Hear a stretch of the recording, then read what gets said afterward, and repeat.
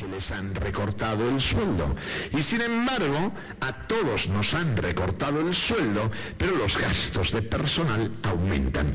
Con lo cual, mi pregunta es, ¿quién es él o quién es ella? No sé si me explico, ¿eh? O sea, aquí hay alguien que es el Esquirol, ¿me explico o no? O sea, hay un Esquirol, aquí hay alguien que es ideal. Quiero saber quién es el que ha entrado este año nuevo en la función pública. Quiero saberlo, para saber que este es el que en definitiva nos distorsiones.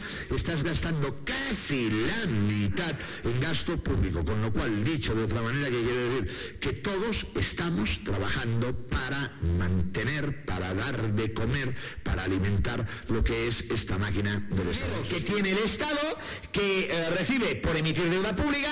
¿Qué hace con este dinero? Esa flecha, la flecha que viene a continuación, se lo deja a la banca. ¿Me explico o no me explico? ¿De acuerdo? Con lo cual, la banca suscribe deuda pública y el Estado este dinero lo pone en la banca. Con lo cual, al final, esto es un círculo. Pregunta, ¿quién va a pagar esta deuda? Efectivamente, ustedes. ¿Quién va a pagar los intereses de la deuda? Efectivamente, ustedes. ¿De acuerdo? Yo también. Por lo tanto, que venga el pueblo sirve para pagar. El subsidio de desempleo se va a recortar. Con lo cual, si se va a recortar, vamos a dar cumplimiento también a otra exigencia, digamos, de la troika. Es insoportable. Y esto solo cabe en mentes que no están preparadas para gobernar ni para gestionar el país y que no saben lo que vale un peine.